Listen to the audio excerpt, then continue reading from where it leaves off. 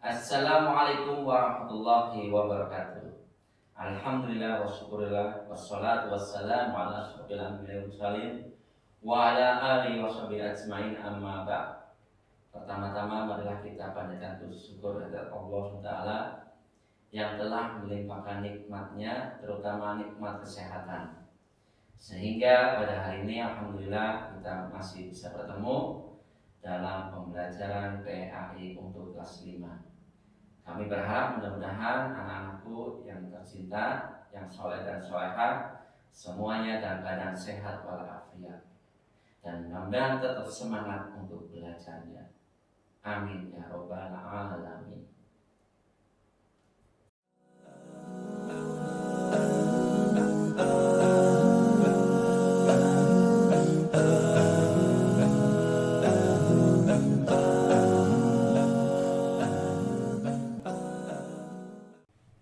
Untuk anak-anak, hari ini kita akan review pada pembelajaran PAI kelas 5 bab 1, 2, dan 3.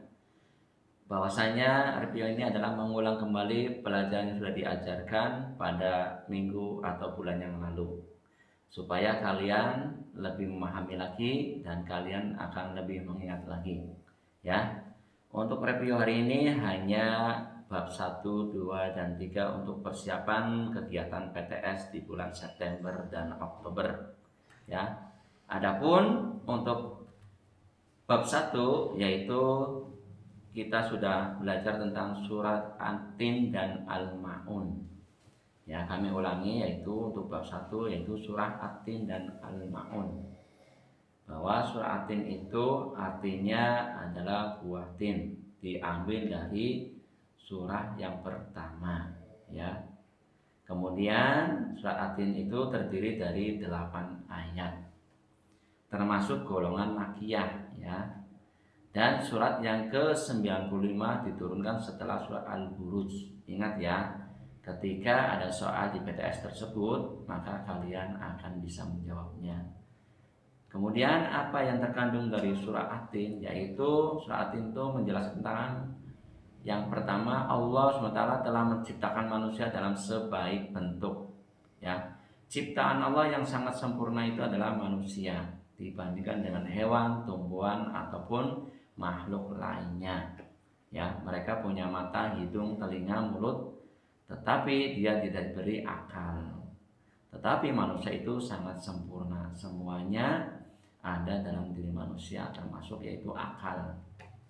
Yang kedua adalah Allah SWT akan menjadikan manusia sebagai makhluk yang paling hina jika tidak mampu mengamalkan petunjuk-petunjuk yang diberikan oleh Allah SWT. Ya.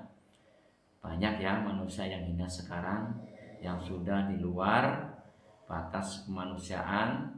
Mereka menjalani hidup ini dengan cara apapun, melakukan hal-hal yang tidak benar, ya. Seperti contohnya itu orang pengen kaya tapi memelihara tuyul atau pesugihan. Kemudian orang pengen kaya tapi dengan cara korupsi, ya. Itu padahal itu tidak boleh dan dilarang. Yang ketiga adalah Allah merupakan hakim yang paling adil. Ya, hakim yang paling adil itu hanya Allah. Ya, karena dia ada satu-satunya hakim yang paling adil. Itu adalah makna dari surah At-Tin.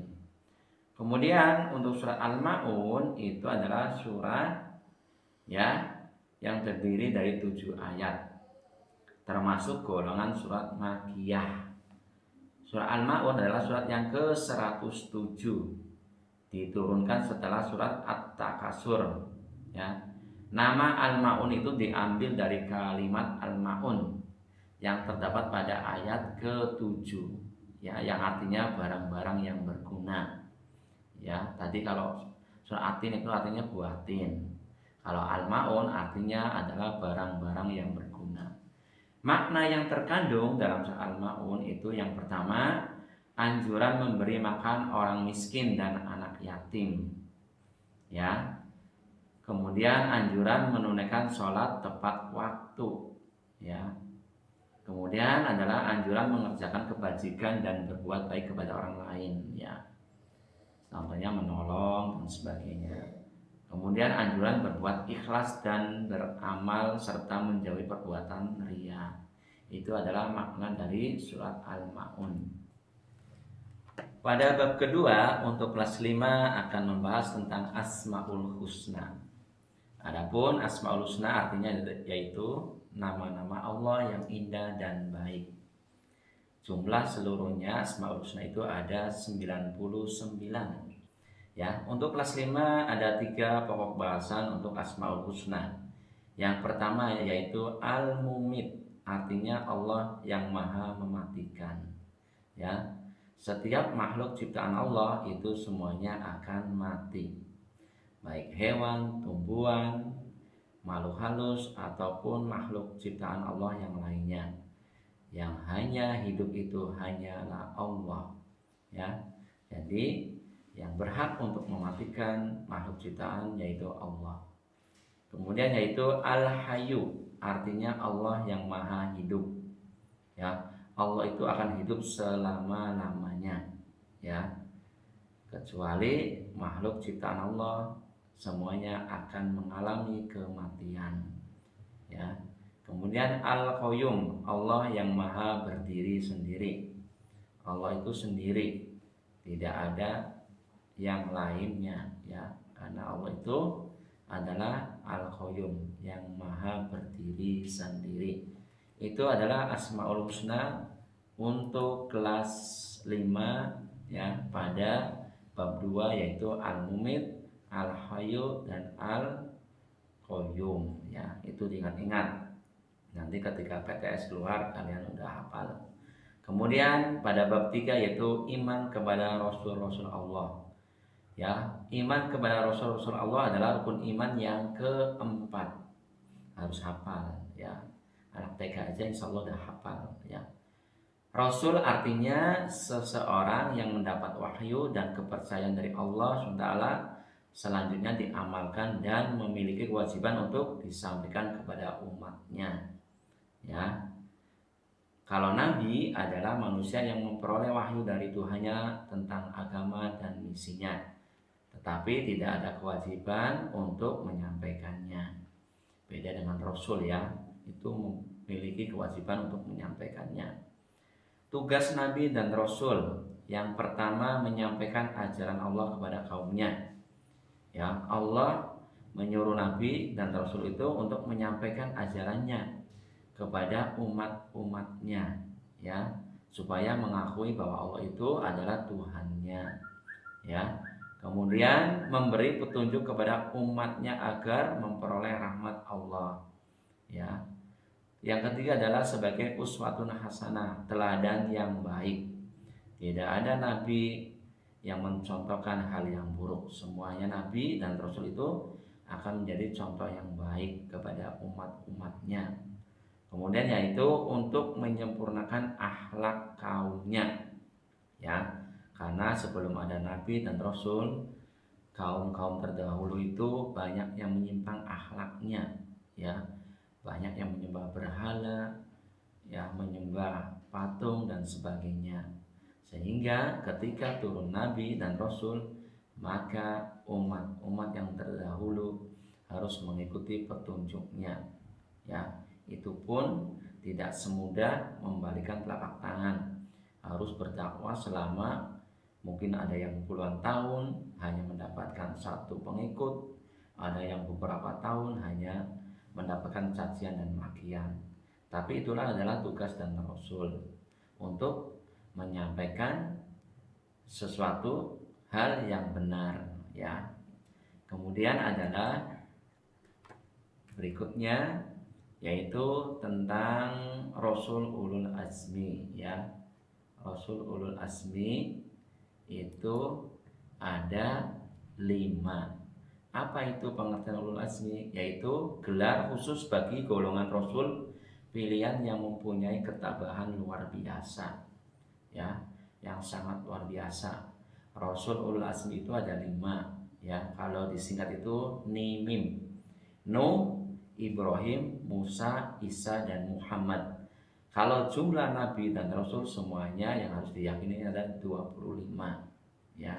Tapi kalau rasul ulul azmi itu hanya ada 5, ya. Mereka adalah yang memiliki ketabahan yang sangat luar biasa, dan mereka pun diberi mukjizat, yaitu perkara di luar kebiasaan yang dilakukan oleh Allah melalui para nabi dan rasulnya untuk membuktikan kebenaran kenabian dan keabsahan risalahnya. Contohnya mukjizat yang diberikan oleh Allah kepada Nabi Nuh yaitu mampu membuat bahtera, yaitu perahu.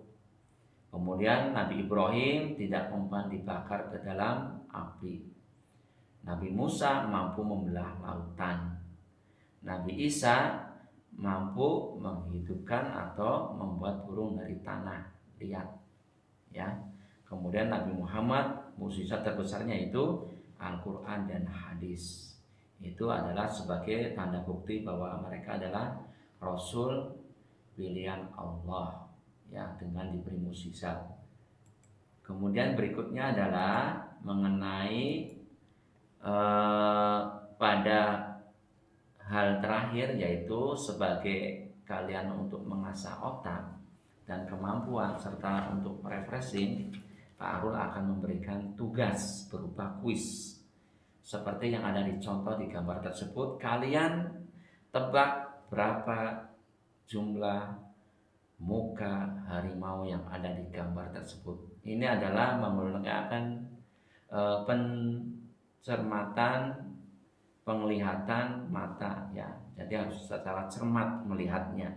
Mungkin kalau yang melihat sekilas hanya ada 4, tetapi ini masih banyak gambar. Kalau kalian harus melihat secara lebih cermat, ya, gunakan indera matanya, ya.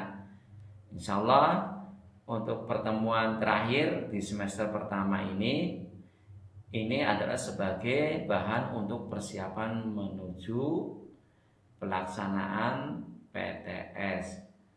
Kami berharap mudah-mudahan kalian mendapatkan nilai yang terbaik. Dan kita harus banyak berdoa kepada Allah supaya apa? Supaya diberi kemudahan ketika mengikuti melaksanakan kegiatan ujian PTS, ya. Insya Allah dengan berdoa Allah akan memberikan kemudahan. Dan kalian harus banyak beribadah, ya.